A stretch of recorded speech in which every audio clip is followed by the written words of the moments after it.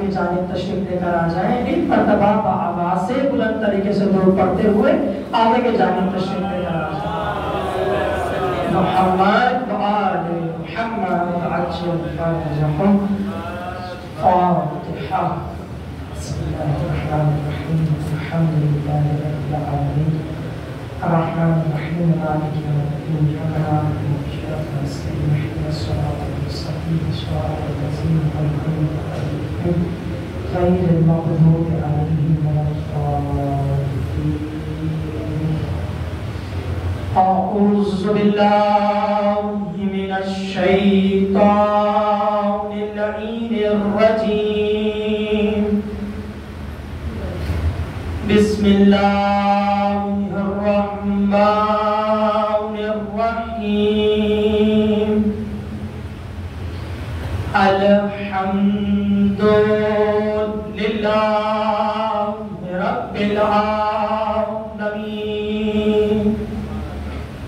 الصلاة والسلام علی صاحب الدعوة النبویہ وصولة الحیدریہ وعصمة الفاطمیہ الحلم الحسنیہ الشجاعة الحسینیہ والعبادة السجادیہ ومعاصر الباکریہ العلوم الکاظمیہ الحجج الرضویہ وجود التقویہ ونقابة النقبیہ الحیبة العسکریہ والغیبة قائم آل محمد.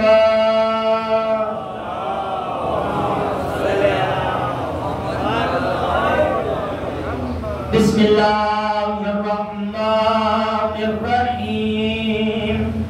انما یرید اللہ لیذہب عنکم الرجس اہل البیت ویطہرکم تطہیرا.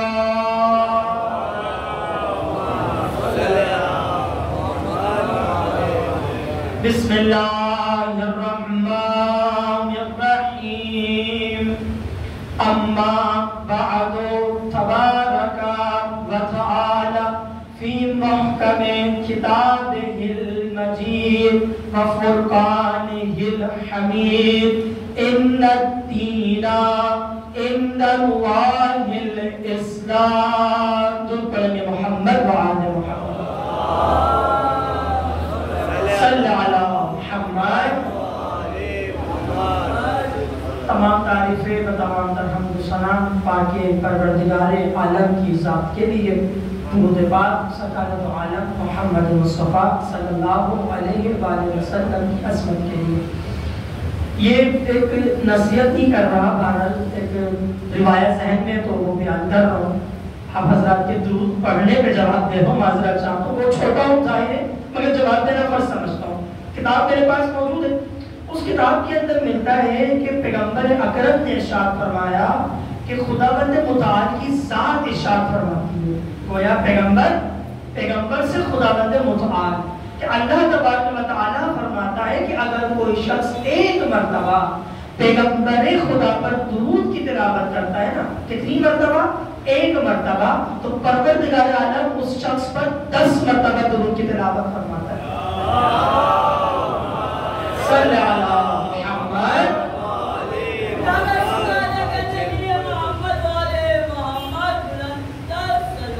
اللہم صلی علی محمد. سلامت رہے. اچھا دیکھیے، ایک مرتبہ آپ درود کی تلاوت کرتے ہیں، پروردگار کتنی مرتبہ آپ پہ پڑھتا ہے؟ 10 مرتبہ درود کی تلاوت فرماتا ہے. روایت یہاں تک ہوتی تو باخدا میں خاموش ہو جاتا. روایت آگے چل کے بتاتی ہے اگر کوئی شخص پروردگار عالم کے اسم سے محمد مصطفیٰ پر 10 مرتبہ درود کی تلاوت کرے. میرے ساتھ ساتھ ہے، گھبراہ تو نہیں رہے. ظاہر آپ کا ساتھ رہے گا تو میں پڑھ سکوں گا، آپ کی محبت رہے گی تو میں پڑھ سکوں گا. اگر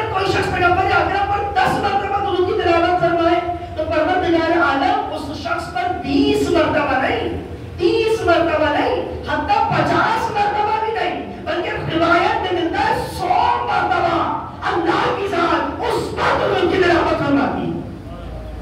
کتنی مرتبہ؟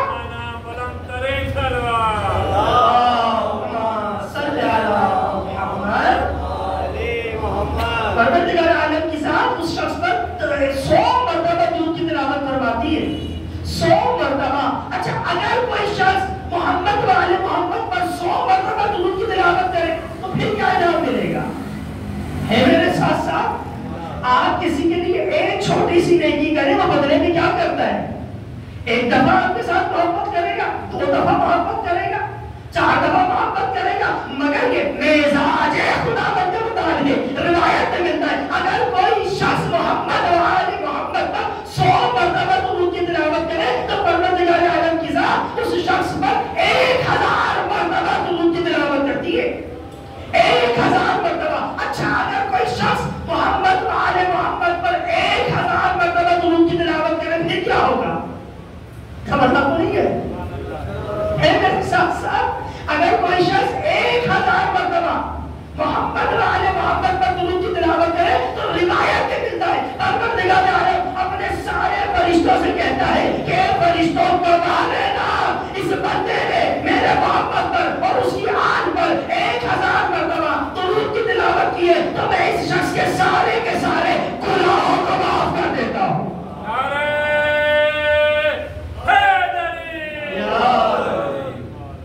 سلامت رہے آپ حضرات، 1000 مرتبہ درود کی تلاوت فرمانے کے بعد۔ اچھا تم اس سے ایک بات اور سن لیجئے، ایران کے اندر ایک مشہور تھے آغا سلواتی۔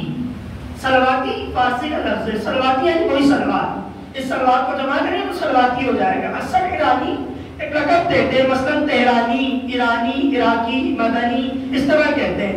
ویسے نکلا سلوات سے سلواتی، تو آیا حضرت آیت اللہ سلواتی، ان کا لقب مشہور ہو گیا تھا پورے قوم کے اندر، ہر جگہ جو آپ مشہور تھے آیت اللہ سلواتی، آیت اللہ سلواتی۔ تو کسی پوچھنے والے نے پوچھ لیا کہ آپ کو آیت اللہ سلواتی کیوں کہا جاتا ہے؟ کہتے ہیں اس لیے میرا عقیدہ ہے، اور باقاعدہ آزمایا ہوا عقیدہ ہے ان کا، آیت اللہ سلواتی کہتے ہیں، مشہور ایران کے اندر یہ آیت اللہ سلواتی کہتے ہیں جو کام بھی کرنا چاہتے ہو نا اور چاہتے ہو کہ وہ کام تمہارا مکمل ہو جائے، تکمیل تک پہنچے، تو فرماتے تو اس کی ابتدا صلوات سے کرو۔ آیت اللہ سلواتی کہتے تھے، اور کہتے تھے اگر تم چاہتے ہو کسی مشکل میں پھنس جاؤ، اپنی مشکل سے نکلنا، تو فرماتے کثرت سے صلوات کی تلاوت کرو۔ کوئی مریض آیا کرتا تھا ان کے پاس، بیمار ہوتا تھا، کہتے تھے مریض ہو، شفا چاہتے ہو تو کثرت سے صلوات کی تلاوت کرو۔ کوئی بے اولاد آیا کرتا تھا ان کے پاس، کہتے تھے اولاد چاہتے ہو تو کثرت سے صلوات کی تلاوت فرماؤ۔ تو لہٰذا صلوات میں کتنی زیادہ تاثیر ہے، جو بے اولادوں کو اولاد دے رہی ہے، بے رزق کو رزق دے رہی ہے، پیاسے کو سیراب کر رہی ہے۔ تو لہٰذا اب پریشانی یہ ہے کہ ہمارے شیعہ اس کو پڑھنے میں کنجوسی محسوس کیا کرتے ہیں، تو لہٰذا کنجوسی مت کیجیے، دل کھول کے مل کے بلند آواز سے صلوات کی تلاوت فرما دیجیے۔ سلامت رہے آپ سب کو آباد رکھے، سلامت رہے،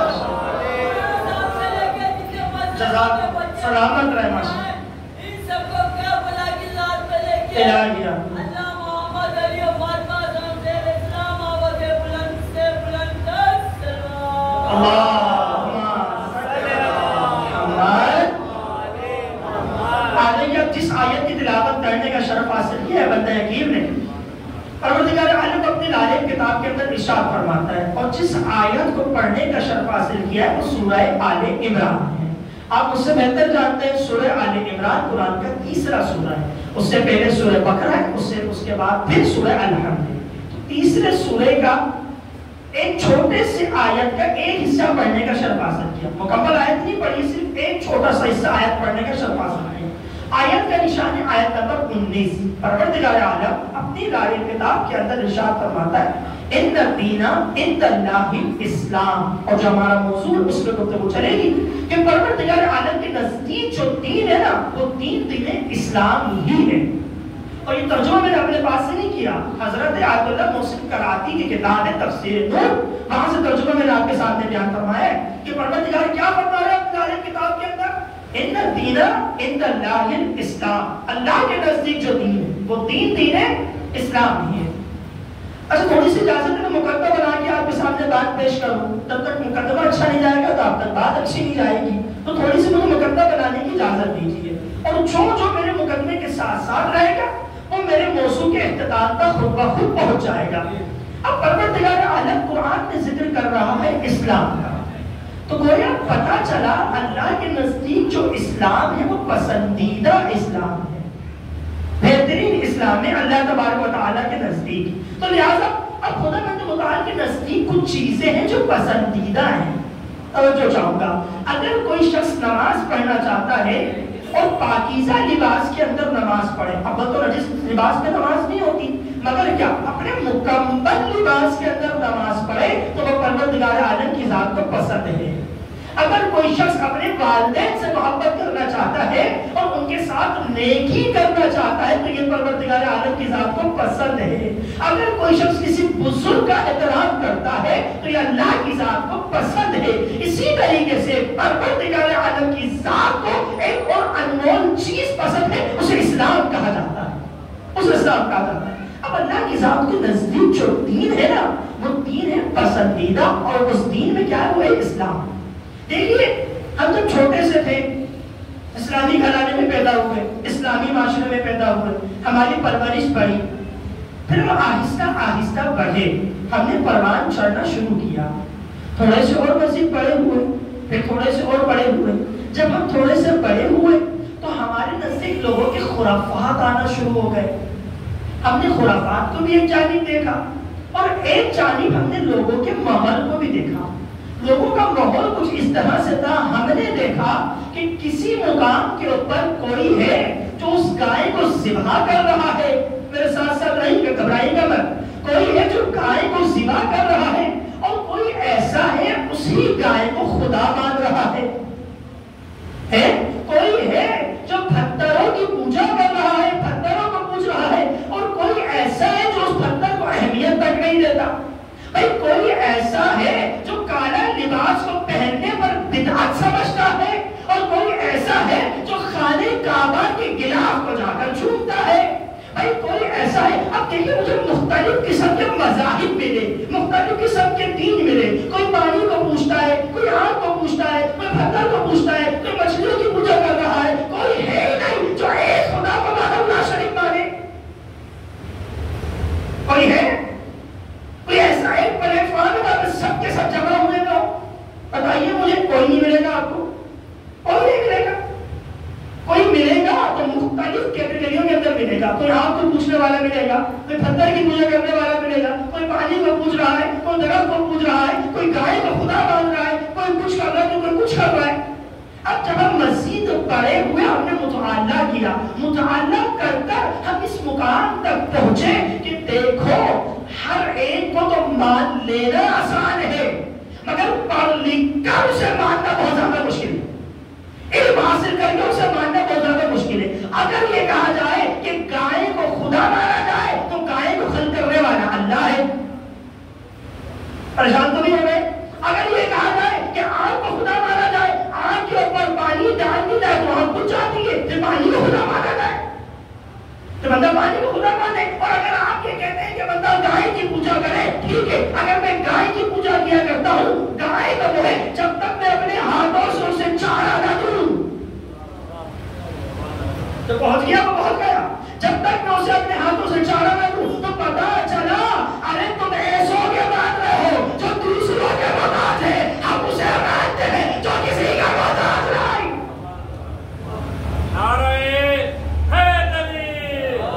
سلامت ہے، ہم اس کو مانتے ہیں جو کسی کا محتاج نہیں۔ کس کو مانا جائے، کس کی پوجا کی جائے، کس کے آگے سر جھکایا جائے، فرمایا گیا اس کے آگے جھکاؤ جو کسی کا محتاج نہ ہو، جو کسی کا محتاج نہ ہو۔ بھائی اسلام یہی تو سکھاتا ہے میرے جانے، توجہ ہے میرے جانے، اسلام یہی تو سکھاتا ہے۔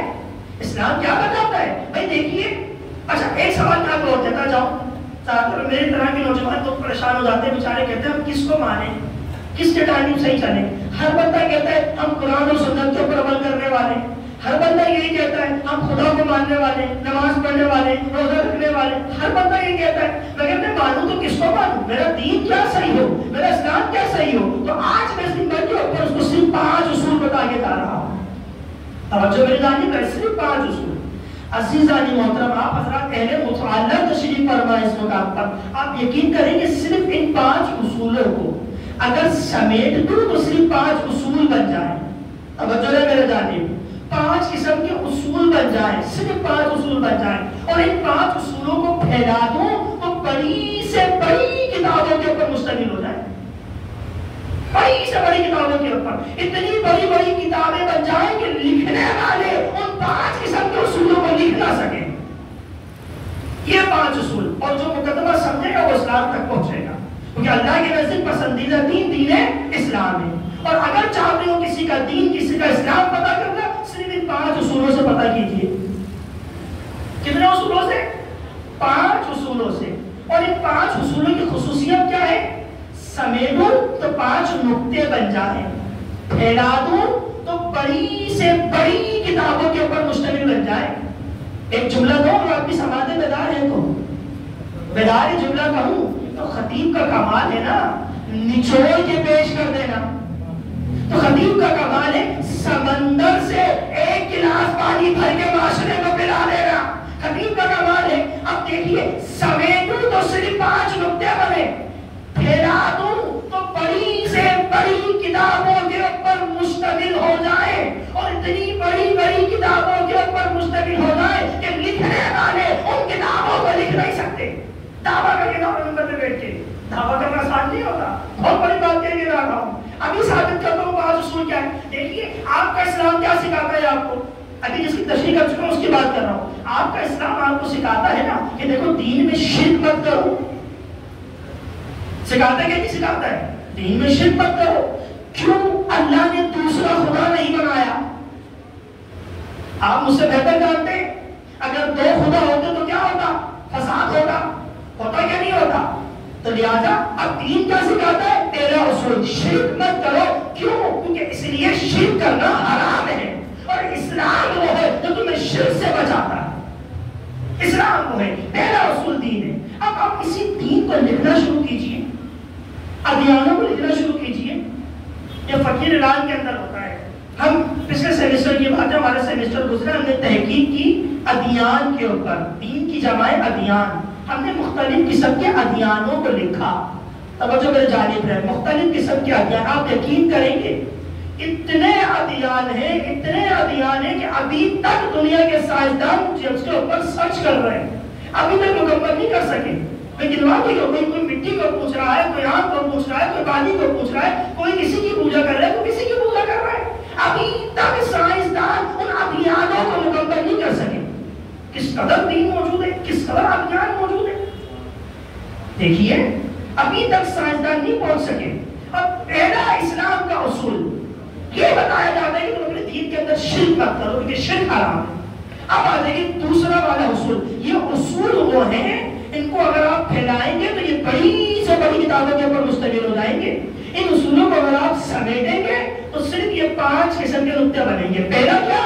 دین میں شرک مت کرنا، کیونکہ شرک کرنا حرام ہے۔ اب آگے جائیے دوسرا والا اصول، فرماتے ہیں دوسرا اصول یہ ہے کہ اپنی عقل کی حفاظت کرنا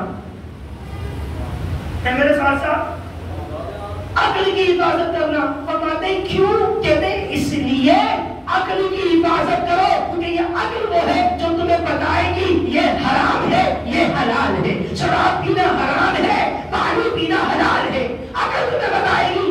تو 2 اصول ہو گئے۔ پہلا اصول کیا؟ دین کی حفاظت کرنا۔ دوسرا اصول کیا؟ عقل کی حفاظت کرنا۔ تیسرا اصول اپنی جان کی حفاظت کرنا۔ جو پہنچے گا باخدا وہ پہنچے گا، اور جو مقدمہ سمجھے گا اور میرے نتیجے کو ضرور پہنچ جائے گا۔ تیسرا اصول کیا؟ اپنی جان کی حفاظت کرنا، کیونکہ اس لیے جان کی حفاظت کرو کیونکہ خودکشی کرنا حرام ہے۔ خودکشی کرنا حرام ہے۔ ماشاءاللہ اہل مطالعہ تشریف فرمائے، میرے ساتھ ساتھ چلیے گا۔ تو پہلی چیز کیا بیان کروں، دوبارہ ریپیٹ اس لیے کر رہا ہوں کہ میری باتیں آپ کے ذہن تک پہنچ جائیں، اس لیے ابھی صرف مقدمہ بنا رہا ہوں۔ پہلی چیز دین میں شرک مت کرنا، دوسری چیز عقل کی حفاظت کرنا، تیسری چیز جان کی حفاظت کرنا، اور فرماتے ہیں چوتھی چیز وہ یہ ہے کہ اپنے مال کی حفاظت کرنا۔ کیوں؟ کیونکہ اس لیے مال کا چوری کر لینا حرام ہے۔ بھائی ایسا دین کسی کے پاس نہیں ہوگا. توجہ ہے میرے جانب، جو آپ کے قدم قدم کی اصلاح کر رہا ہو، قدم قدم پہ آپ کو بتا رہا ہو کہ اپنے مال کی حفاظت کرو. آج کل تو اسپتالوں کے اوپر بھی لکھا ہوتا ہے اپنے سامان کی خود حفاظت کرو. پتہ ہے کہ نہیں ہوتا ہے؟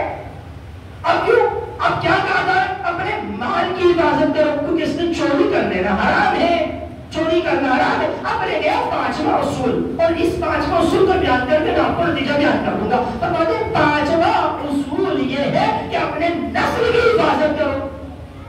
نسل کی حفاظت کرو کہتے ہیں اس لیے کہ زنا کرنا حرام ہے.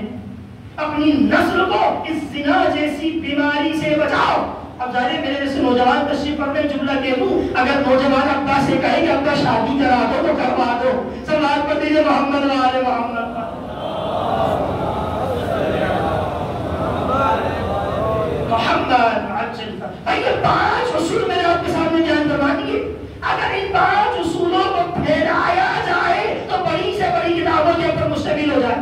ان 5 اصولوں کو اگر سمیٹا جائے تو یہ 5 قسم کے نقطے بنتے ہیں. اب آپ کا دین آپ کو کیا سکھاتا ہے؟ توجہ میرے جانب ہے. دین کیا سکھاتا ہے؟ شرک مت کرنا. دین کیا سکھاتا ہے؟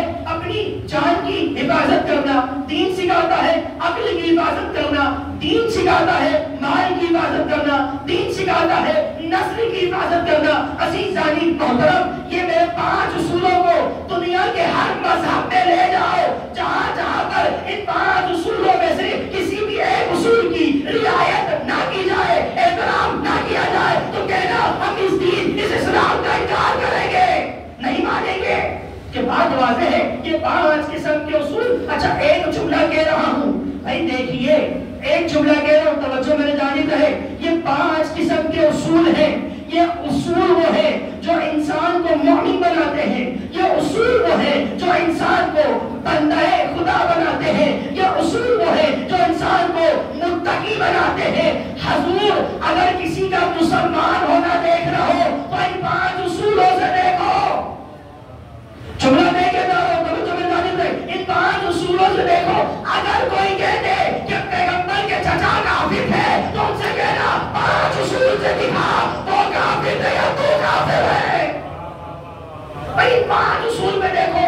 بھائی اگر سوال کیا جائے کہ پیغمبر کے چچا کافر ہے تو ان سے کہنا دکھا توبہ استغفار کہ سرکار تو عالم کے چچا نے کب ایسا کام کیا کہ ان کی عقل نے کام نہ کیا ہو اور انہوں نے شراب پی لی ہو. دکھاؤ حضرت ابو طالب نے کبھی شراب پیو توبہ استغفار. اگر آپ کہتے ہیں کہ آپ کے دین کے اندر یہ والا اصول ہونا چاہیے تو پھر دکھائیے حضرت ابو طالب نے خودکشی کہاں پہ کی. بھائی دکھاؤ حضرت ابو طالب نے توبہ استغفار کس خاتون کے ساتھ یا کس مرد کے ساتھ تفریح کی. بھائی یہ 5 اصول ہیں تو نتیجہ میں نے آپ کو دے دیا. اگر آپ چاہتے ہیں کسی دین کو سمجھنا اور اس دین کے اوپر عمل کرنا تو آپ ان 5 اصولوں کے اندر دیکھیے. آئے یہ 5 قسم کے اصول میرے دین کے اندر میرے کام آئیں گے بھی یا نہیں آئیں گے، مجھے فائدہ پہنچائیں گے بھی یا نہیں پہنچائیں گے. تو یہ 5 قسم کے اصول ہیں جو انسان کو انسان بناتے ہیں. یہ 5 قسم کے اصول ہیں جو انسان کو مسلمان بناتے ہیں. اور جو انسان مسلمان بن جاتا ہے پھر پروردگار عالم اس کے لیے فرماتا ہے ان الدین عند اللہ الاسلام. اب میں نے اپنے اس بندے کو اسلام کے لیے پسند کر دیا. اب یہ میرا بندہ پسندیدہ ہو گیا. اب آ جائیں گے ایک اور سوال بڑی ماشاءاللہ اچھی طریقے سے آپ سماعت فرمائے سنتے جائیں گے اور وقت میرا ختم ہو جائے گا. تعالیٰ زحمت نہیں دوں گا آپ حضرات کو. اب رہا دوسرا سوال جو عموماً میرے جیسی عمر کے بچوں کے ذہنوں میں آتا ہے. بچے اکثر سوال کیا کرتے ہیں نا بھائی یہ دین یہ مذہب ہمارے لیے ہی کیوں آئے ہیں. توجہ ہے، یہ دین یہ مذہب ہمارے لیے ہی کیوں آئے ہیں، کسی اور کے لیے آتا تھا، ہمارے لیے کیوں آئے. اچھا اس کا جواب میں بھی دیتا ہوں. سوالات انبیاء کس کے لیے آئے؟ تھوڑا سا آپ بھی بول دیجئے اگر آپ ناراض نہ ہو تو. کس کے لیے آئے؟ اتنی ہلکی آواز تو مجھے آواز نہیں آ رہی. صلوات پڑھ لیجیے محمد و آل محمد پر. صلی علی محمد. سلامت رہے آپ سب. بھائی یہ مذہب کے دین کس کے لیے آیا؟ حضرت انسان کے لیے آیا نا. سوالات انبیاء کس کے لیے آئے؟ کوئی تعریف بتا سکتی ہے یا قرآن کی کوئی ایسی آیت ہے جو بتا دے کہ بھئی فلاں نبی پرندوں کے لیے آیا ہو، فلاں نبی پانی سمندر کے اندر رہنے والی مچھلیوں کے لیے آیا ہو؟ کوئی بتا سکتا ہے کہ فلاں پیغمبر آیا ہو؟ بھئی کوئی نہیں بتا سکتا. سب کہیں گے آدم آئے انسانیت کے لیے، نوح آئے انسانیت کے لیے، ابراہیم آئے انسانیت کے لیے. جب سب کچھ آیا ہے انسانیت کے لیے تو پھر دین مذہب بھی انسانیت کے لیے آئے گا نا. پھر یہ دین، پھر یہ مذہب بھی تو انسانیت کے لیے آئے گا. اب مرحلہ کیا ہے؟ دیکھیے اس مرحلے کو یہاں سے سمجھیے گا، بڑا آسان مرحلہ، 5 اصولوں کے اوپر آپ کو بیان فرما کے جا رہا ہوں. آپ اپنے کسی عزیز کے گھر جائیے، اپنے کسی دوست کے گھر جائیے، عزیز کے گھر. جب آپ اپنے کسی عزیز کسی دوست کے گھر جائیں گے اور آپ نے دیکھا کہ بھئی میرے دوست نے، میرے عزیز نے چمچماتی بڑی پیاری گاڑی خریدی ہے، گاڑی خریدی میرے دوست نے، اور جب آپ اس دوست کے گھر گئے اور جا کے آپ نے اس کی گاڑی کی زیارت کی اور اس کی بھی زیارت کی اپنے دوست کی، کیا دیکھا کہ بھئی وہ جو دوست ہے آپ کا جس نے بڑی پیاری گاڑی خرید رکھی ہے، وہ دوست اپنا سر پکڑ کے ماتم کر رہا ہے. آپ نے سوال کیا بھئی تجھے کیا ہو گیا؟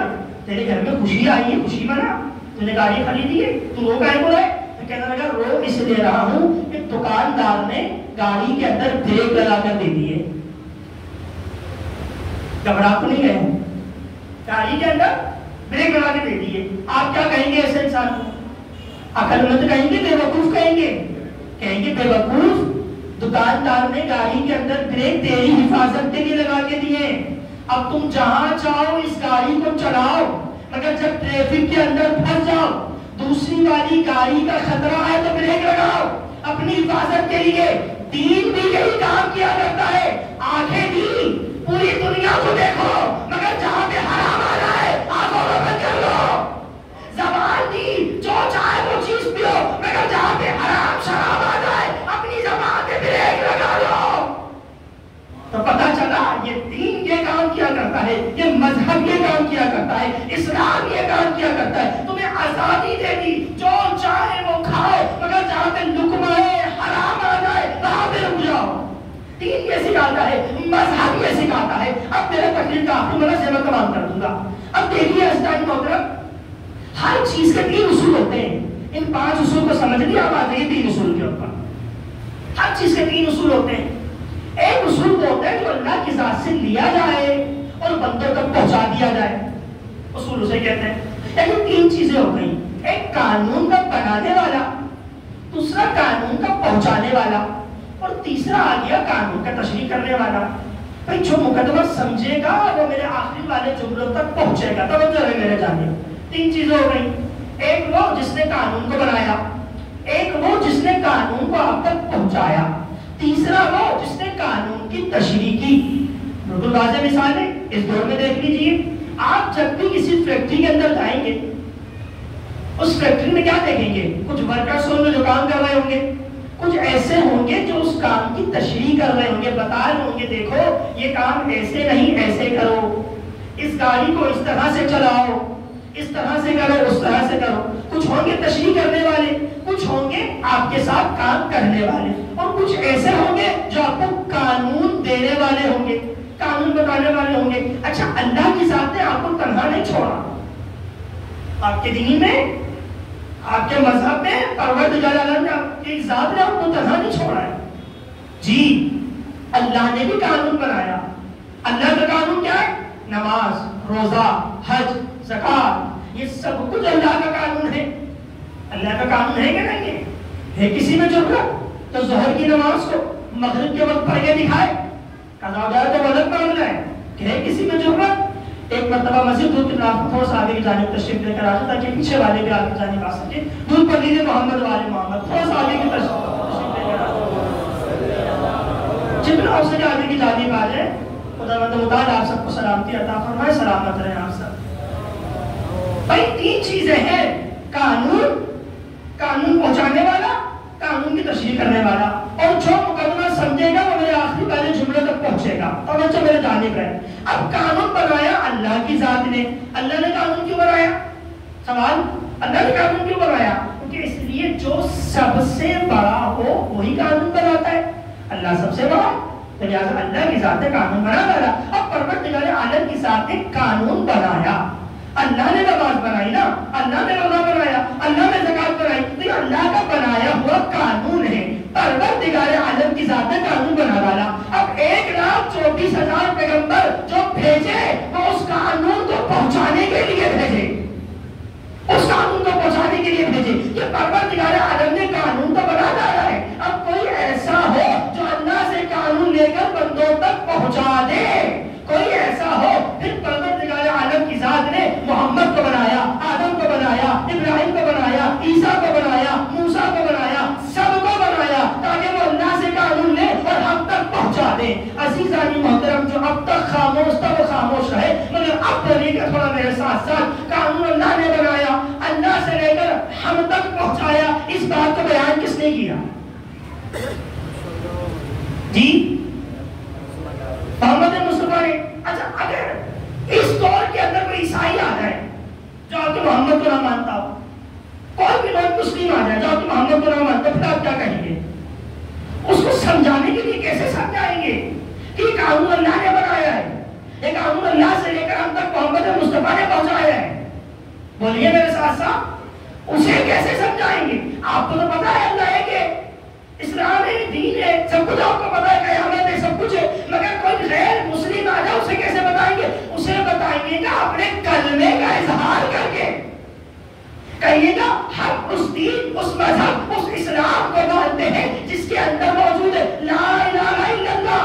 گویا پتا چلا جب اللہ نے قانون بنایا تو ہم نے کہا لا الہ الا اللہ، جب اللہ سے قانون محمد مصطفیٰ لے کر ہم تک پہنچایا تو ہم نے کہا محمد رسول اللہ۔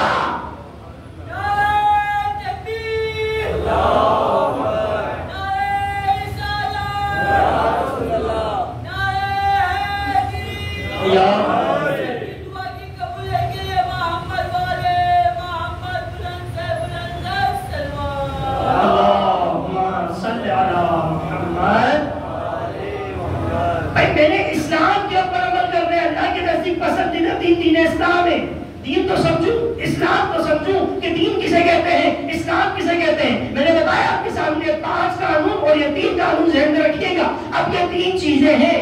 پہلی چیز قانون اللہ کی ذات نے بنائی، پھر اس قانون کو ہم تک پہنچایا نبیوں نے، نبیوں کے سلسلے کے ذریعے سے ہر نبی آیا اپنی نئی نئی طرح کی شریعتیں لے کر آیا۔ اب مجھے نہیں معلوم آدم کے دور کی شریعت کیا تھی، مجھے نہیں معلوم نوح کے دور کی شریعت کیا تھی، ابراہیم کے دور کی شریعت کیا تھی، مجھے پتا ہونا چاہیے کہ محمد مصطفیٰ کے دور کی شریعت کیا ہے، مجھے پتا ہونا چاہیے۔ اب محمد مصطفیٰ کے دور کی شریعت کیا ہے؟ محمد مصطفیٰ آئے، بھئی آپ کو کلمہ ظاہر کرے گا نا، اگر کوئی غیر مسلم آ جائے گا تو آپ بتائیں گے اس کو بھئی قانون اللہ نے ہم تک پہنچایا محمد کے ذریعے سے۔ اچھا محمد کب آئے تھے؟ آپ کا امتحان نہیں لے رہا ہوں لیکن آپ کی سماعتیں میرے ساتھ ہیں، اس لیے آپ کو تھوڑا سا گھبرا رہا ہوں، پریشان کر رہا ہوں۔ محمد مصطفیٰ کب آئے تھے؟ اب وہ غیر مسلم کیا بتائے گا آپ کو؟ وہ تو کہے گا محمد تو آئے چلے گئے، میں تو غیر مسلم ہوں، میں چاہتا ہوں مسلمان ہونا، کیا کروں؟ آپ کیا جواب دیں گے اس کو؟ نہ آپ نے محمد کی شکل کو دیکھا، نہ آپ نے محمد کی صورت کو دیکھا، نہ آپ نے محمد کی زبان کو سنا، اب آپ کیا کریں گے؟ اب سوال یہ ہے کہ محمد مصطفیٰ کو اپنا قانون پہنچا دے، قانون تو پہنچا دیا محمد نے، نماز آپ کے مذہب میں ہے، حج آپ کے مذہب میں ہے، روزہ آپ کے مذہب میں ہے، زکات ہے، خمس ہے، جہاد ہے، تبلہ ہے، تبرہ ہے، سب کچھ تو آپ کے پاس موجود ہے۔ مگر ایک جملہ آپ کو سمجھاؤں گا، اس مقام پہ رکوں گا آپ کو، توجہ ہے میرے جانب۔ آپ دکان پہ گئے موبائل خریدنے کے لیے، جب آپ دکان پہ موبائل خریدنے کے لیے گئے اور جب آپ موبائل خرید کے گھر لائے، آپ نے جیسے اس موبائل کے ڈبے کو کھولا تو اس موبائل کے ساتھ ساتھ کیا ملا؟ ایک کتابچے ملا۔ کیوں ملا کتابچے؟ کتابچے اس لیے ملا کہ اس کتابچے نے تشریح کی، بتایا کہ بھائی دیکھو اس موبائل کو ایسے ایسے چلانا ہے، ایسے ایسے کھولنا ہے، ایسے ایسے بند کرنا ہے۔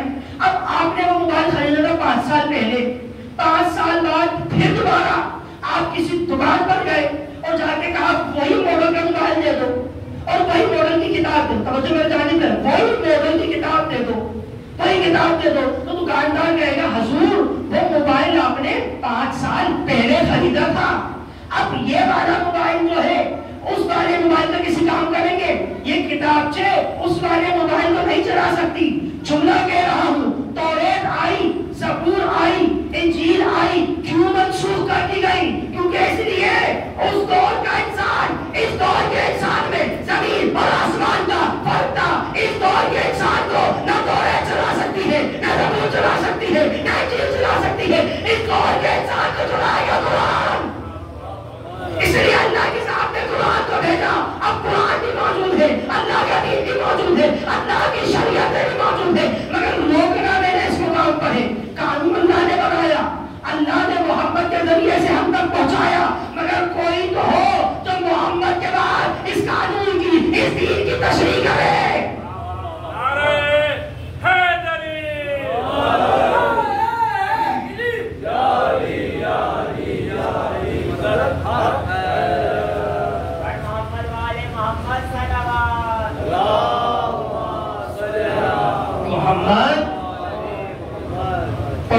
ختم ہو چکا ہے، تھوڑا سا 5 منٹ دے دوں آپ اجازت ہو. بھائی کوئی تو ہو جو دین اور قانون کی تشریح کرے.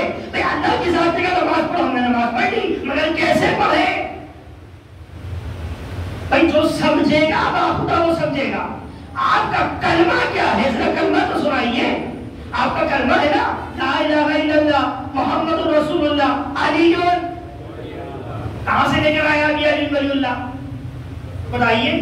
ان سے کہیے گا حضور یہ ہمارا مذہب سکھاتا ہے، یہ ہمارا دین سکھاتا ہے، یہ پیغام دین ہے. یہ کلمے کے ساتھ اللہ کی وحدانیت بھی رکھو، رسول کی رسالت بھی رکھو، علی کی ولایت کو بھی رکھو.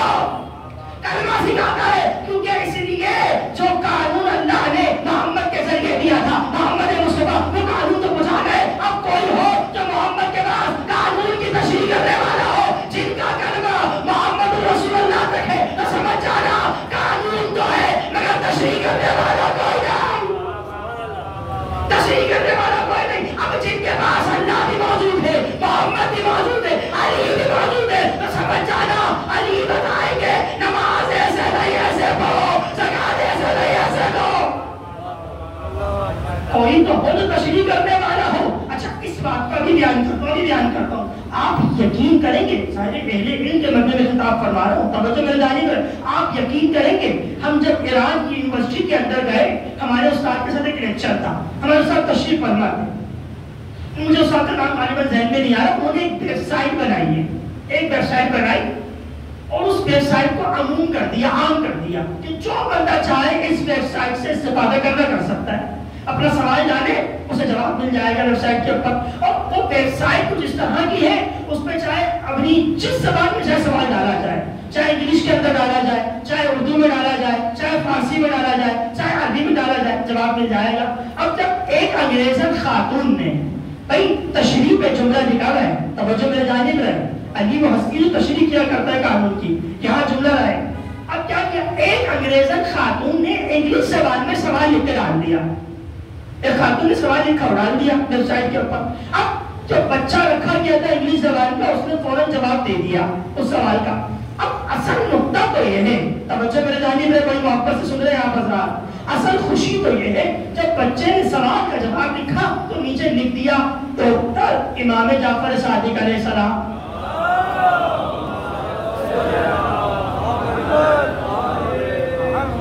بچے نے کیا لکھا؟ ڈاکٹر امام جعفر صادق علیہ السلام. اب بچے نے سوال کا جواب بھی نیچے لکھ دیا اور نیچے ڈاکٹر بھی لکھ دیا. آپ ابھی میں کالا لکھتے، کالا رسول خدا، بھائی پیغمبر نے کہا یا کالا امام نے کہا، ٹھیک ہے. اب بچے نے کیا کیا؟ ڈاکٹر امام جعفر صادق بچے نے لکھ دیا. اب جب بچے نے لفظ ڈاکٹر لکھ دیا، اس خاتون نے بار بار سوال کیا، بار بار سوال کیا، بچے نے بار بار جواب دیا، بار بار جواب دیا. بچے نے نیچے لکھ کے بتایا ڈاکٹر امام جعفر صادق علیہ السلام، ڈاکٹر امام جعفر صادق علیہ السلام. کچھ سال تک یہ خاتون اس ویب سائٹ سے لگی رہی. کچھ سالوں بعد اس خاتون نے کہا کہ میں ڈاکٹر امام جعفر صادق سے ملاقات کرنا چاہتی ہوں. گھبراہٹ تو نہیں گئے اور انہیں چھوڑ دوں. ہے میرے ساتھ ساتھ سر اندر رہے، ہے میرے ساتھ ساتھ. کیا کہا بچے نے؟ اب بچہ پریشان کہ یہ خاتون ڈاکٹر امام جعفر صادق سے ملاقات کرنا چاہتی ہے.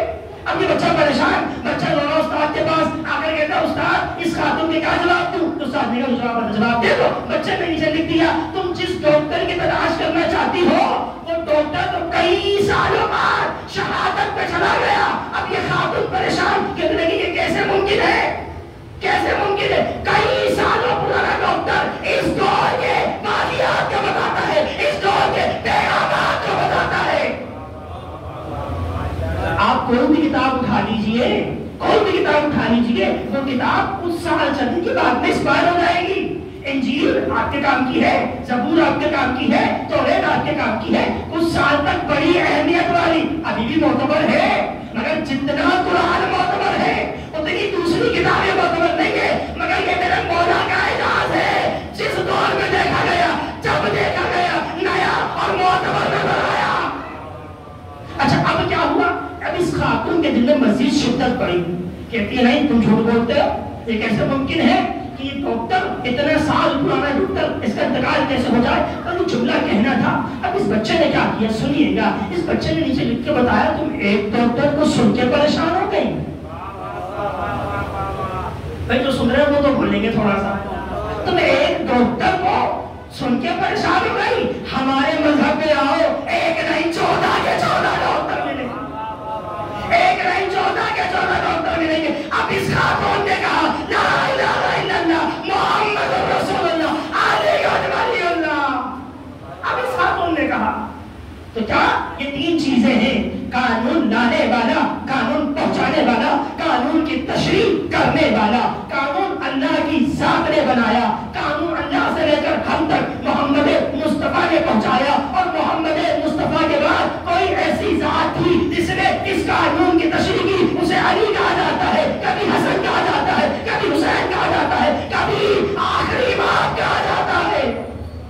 یہ قانون پہنچایا گیا. اچھا ایک جملہ آپ کی سمجھ میں نصیب ہوتا ہے کہ سبق تمام پر تو ختم ہو گیا میرا. سارے مشورہ مجمع سننے کے لیے آیا ہے تو سناؤں گا آپ کو, سنیے گا. بھائی کچھ لوگ اعتراض کیا کرتے ہیں کہ آپ علی کو حد سے زیادہ بڑھا دیا کرتے. اپنے موضوع کے اوپر ہی ہوں, اپنے موضوع کے اوپر گفتگو کر رہا ہوں کہ آپ علی کو حد سے زیادہ بڑھا دیا کرتے. ان سے کہنا حضور کس نے کہہ دیا کہ ہم علی کو حد سے زیادہ بڑھا دیتے, کس نے کہہ دیا؟ ان سے کہنا ذرا ہمارا کلمہ تو پڑھو.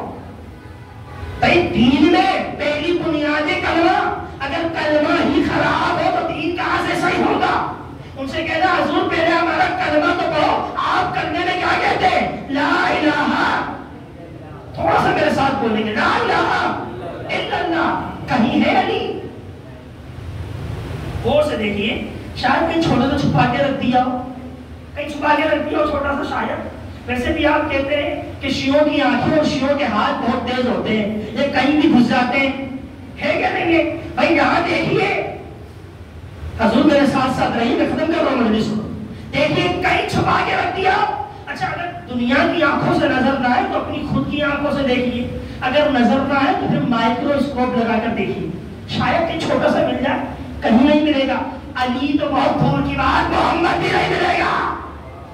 لا الہ, کہیں ہے محمد, کہیں ہے علی. اب دوسرا رکو, محمد اور محمد کے کرنے میں اللہ ملے گا, اللہ کے کرنے میں محمد نہیں ملے گا. گھبرا تو نہیں گئے, پریشان تو چھوڑ دیتا ہوں مجلس, ہے میرے ساتھ ساتھ. میں تو اسی انداز سے پڑھا کرتا ہوں. سلامت دودھ پڑھتے محمد والے محمد پر.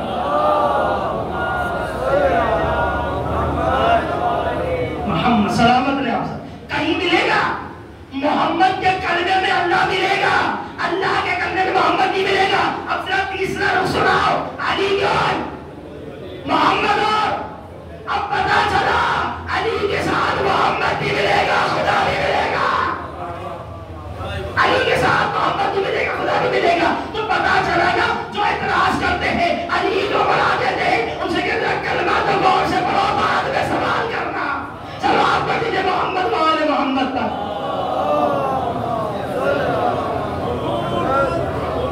اپنی ہی صنعت پہ واہ واہ کرے, علی کے عشق میں اللہ بھی واہ واہ. سلامت رہے ماشاءاللہ. یار بھائی یہ عظیم ہستیاں ہیں. اب ایک جملے میں میرا پروگرام ختم ہو گیا میرا. بھائی قانون اللہ کی ذات نے بنایا, قانون اللہ سے لے کر محمد مصطفیٰ نے تک پہنچا دیا. اسی قانون کا بہت بڑا مسئلہ اس کو بیان کر کے جا رہا ہوں. آپ نماز پڑھتے ہیں کہ نہیں پڑھتے ہیں؟ اچھا جو نہیں پڑھتے وہ کہیں گے انشاءاللہ، اس کا مطلب پڑھیں گے. تو اللہ قرآن میں فرماتا ہے صبر کا کام لو. اگر بچے نماز نہیں پڑھتے ان کو مارو پیٹو نہیں، ان کو تلقین کرو، بیٹا نماز پڑھو پڑھو پڑھو، ایک دن ضرور آئے گا بچہ آپ کا نماز پڑھے گا، ضرور آئے گا انشاءاللہ. تو جب بھی کسی خطیب سے سنے آپ نماز پڑھتے کہیں انشاءاللہ، نہیں پڑھتے تو پڑھ لیں گے، کیا ہو گیا، مگر پڑھنا ضروری ہے. اللہ قرآن میں فرماتا ہے اگر کوئی شخص نماز نہ پڑھے تو ایسا ہے گویا وہ مشرک ہے. وَلَا تَكُونُوا وَلَا مُشْرِكُونَ، نماز پڑھو اور مشرکوں میں سے نہ ہو جاؤ. تو جیسے نماز بڑی عبادت ہے کہ نہیں ہے؟ پھر توجہ رہے، تشریح کوئی ہو جو کرے. اللہ کا قانون نماز ہے نا، اب کوئی تو ہو جو نماز کی تشریح کرے، کوئی تو ہو نماز کی تشریح کرے، نماز کے بارے میں بتائے. اب اسی نماز کو سمجھیے. آپ کہتے ہیں کہ ہمارے لیے قرآن کافی ہے، تو آئیے قرآن کھولیے اور نماز پڑھ کے دکھائیے. گھبرا تو نہیں ہے میرے ساتھ ساتھ؟ قرآن کھولیے اور نماز پڑھ کے دکھائیے. اچھا قرآن جب میں نے کھولا تو اللہ کی ذات نے قرآن میں کہا ربک فکبر، تکبیرۃ الاحرام کہو. تو ایک آئٹم نماز کا مجھے قرآن سے مل گیا. پھر میں نے قرآن کھولا بس رکوع کرو تو 2 ہو گئے. پھر میں نے قرآن کھولا واسجدوا، سجدہ کرو، 3 مل گئے نا. 3 طریقے مجھے نماز سے ملے، تکبیرۃ الاحرام، رکوع اور سجدہ. اب یہ لکھا ہوا تو مجھے قرآن سے مل گیا، مگر مجھے پریکٹیکل کہاں سے ملے گا؟ گھبرا تو نہیں گئے؟ ساتھ ساتھ ہے. اب اس نماز کا پریکٹیکل مجھے کہاں سے ملے گا؟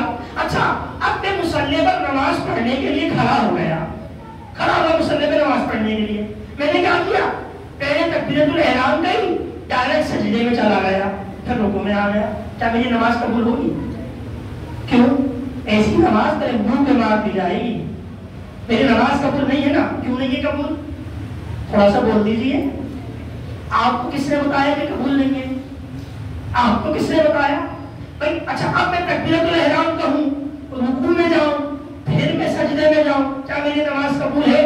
اب سب تو نہیں ہے، اب صحیح ہے، مکمل نماز ہمارا تو طریقہ تو یہی ہے نا، تکبیر، رکوع، بعد میں سجدہ، طریقہ تو یہی ہے نا. مگر آپ کو بتایا کس نے؟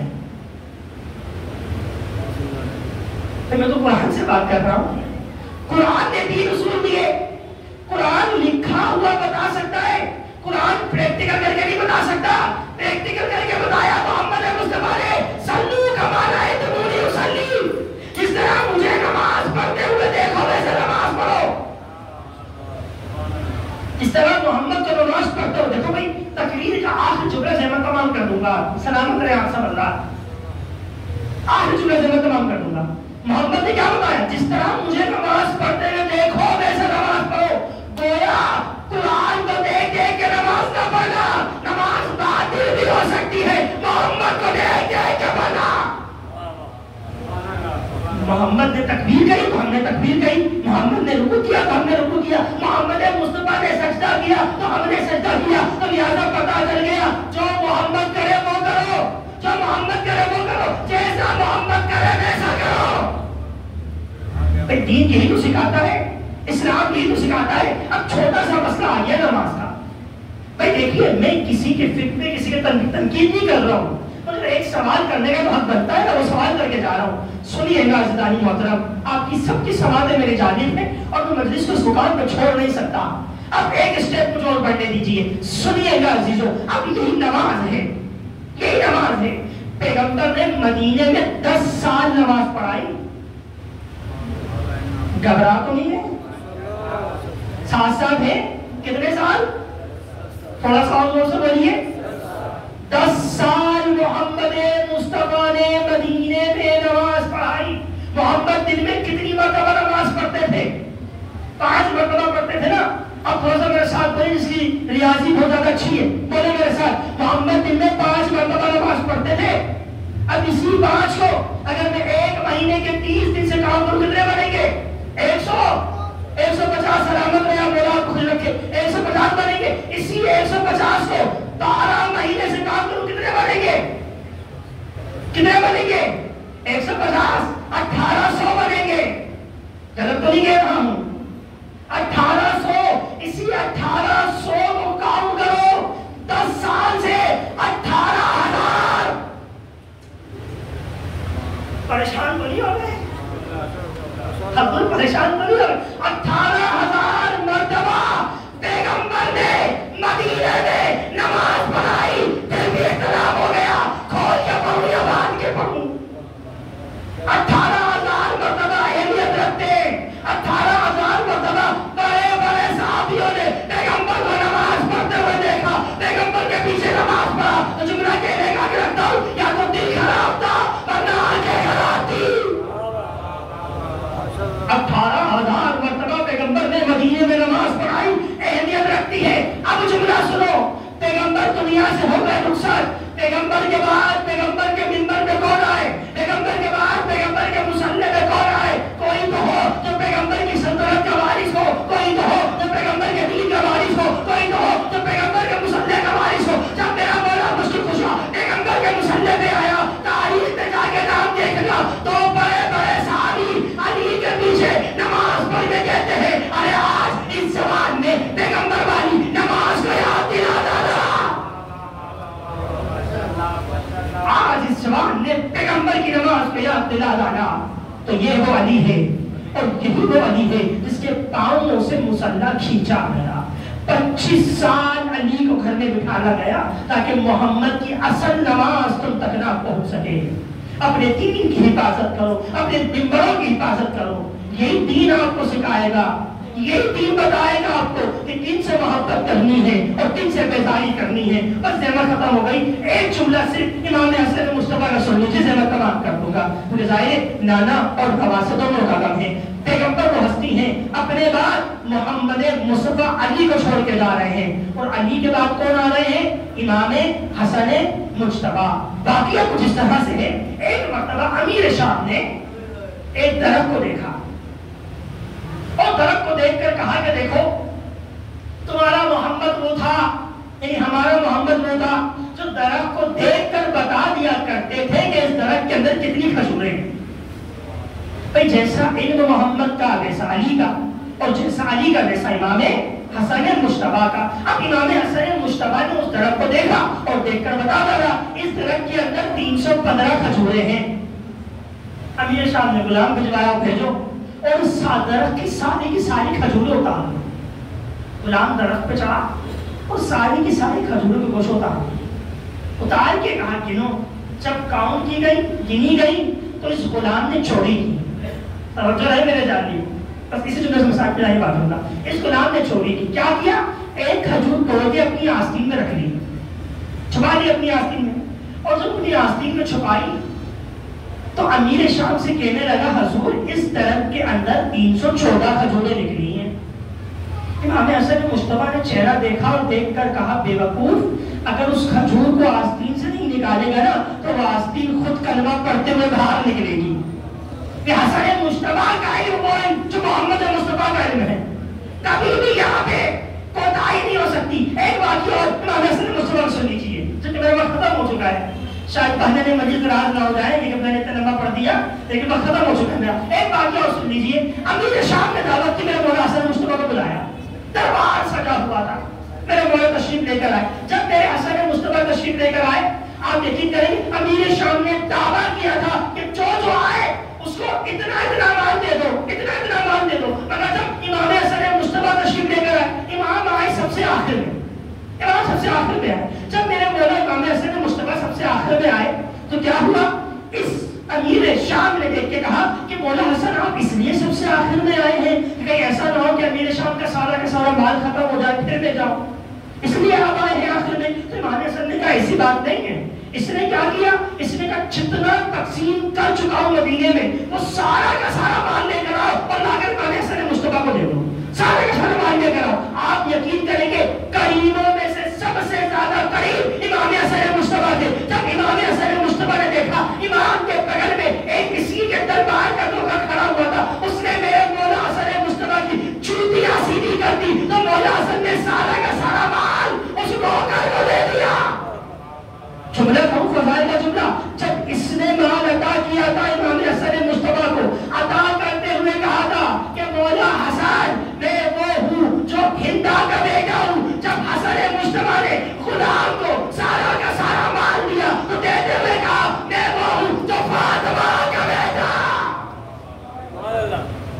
وہ ہوں جو فاطمہ کا بیٹا ہوں، میں فاطمہ کا بیٹا ہوں،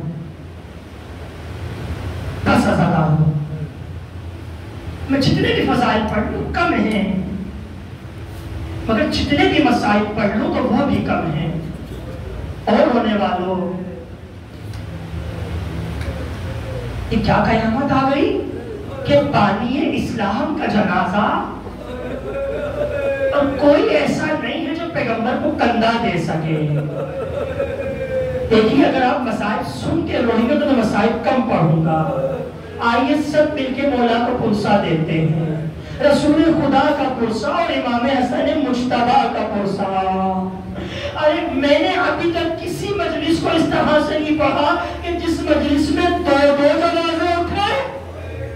پہلی مجلس پڑھ رہا ہوں اس میں دو جنازے اٹھیں گے، امت سے سوال کیا جائے نا یہ دو جنازے کس کے ہیں؟ میں نے کل ہی اس روایت کو پڑھا تھا، بہار الانوار کی روایت، جملہ سنو گے؟ جناب انس ابن مالک سے روایت ہے، انس ابن مالک بیان فرماتے ہیں کہ جب پیغمبر خدا دنیا سے رخصت ہو گئے نا تو علی نے چند لوگوں میں پیغمبر کو غسل دیا، اور چند لوگوں میں پیغمبر کو کفن پہنایا، اور چند لوگوں میں پیغمبر کو دفن کر دیا۔ انس ابن مالک میرے پیغمبر کا سچا صحابی ہے، کہتا ہے پیغمبر کی تشییع جنازہ نہیں کی گئی۔ ارے بانی اسلام کا جنازہ، اور کوئی ایسا نہیں ہے جو پیغمبر کے جنازے کو کندھا دینے کے لیے آ جائے۔ ارے بانی، ارے علاقے میں کوئی مر جائے تو پھر بھی چار لوگ میت اٹھانے آ جاتے، ارے یہ تو رسول خدا کا جنازہ ہے، کوئی نہیں ہے جو پیغمبر کے جنازے کو کندھا دینے کے لیے آ جائے۔ آزاداروں کیا ہوا؟ انس بن مالک بیان فرماتے ہیں جب ہم پیغمبر کو خاک میں رکھ چکے، خاک ڈال چکے، سینے میں قبر پیغمبر بند کر چکے ہیں، تو انس کہتے ہیں میں نے حجرے میں ایک خاتون کے رونے کی آواز سنی۔ شرما کے نہ رونا، تمہارے رونے میں کوئی تمہیں تماشا نہیں مارے گا، شرما کے نہ رونا۔ کہتا میں نے حجرے میں کسی خاتون کی آواز سنی۔ انس کہتے ہیں میں نزدیک گیا، میں سمجھ گیا یہ رسول کی بیٹی فاطمہ جو بلند آواز سے رو رہی ہے۔ اللہ شرما کے نہ رونا، اپنی آوازوں کو آزاد کر۔ آج جناب سیدہ کو دو پرسے دینے ہیں، سیدہ باپ کا پرسہ بھی دیجئے، بیٹے کا پرسہ بھی دیجئے۔ عزاداروں کیا ہوا؟ ارے انس رات کی تاریخ تھی، سیدہ کو روتے ہوئے دیکھا۔ ایک مرتبہ سیدہ نے انس سے کہا انس تم نے میرے بابا کو دفنا دیا، انس تم نے میرے بابا کو سپرد خاک کر دیا، انس تم نے کیسے میرے بابا کو دفن کیا، ارے میرے بابا کو کیسے دفن کیا؟ سیدہ بین کر رہی تھی، کرتے کرتے سننا جملے مسائل کے بڑا گریا کرو گے۔ ارے سیدہ رسول کی بیٹی بین کرتے کرتے باپ کی قبر پہ آئی، غشیہ علیہا لپٹ کے روئی، سیدہ بیہوش ہو گئی۔ ایک جملہ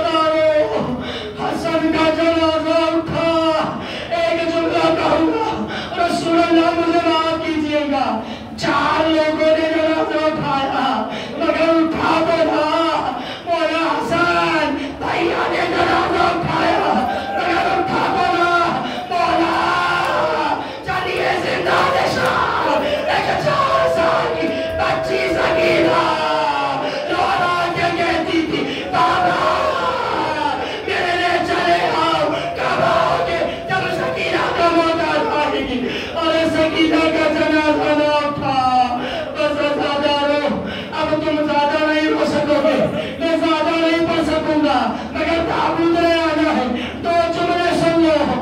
ایک جملہ کہوں گا, سیدہ باپ کے جانے کے بعد رات دن روتی رہتی تھی, رات دن روتی رہتی تھی.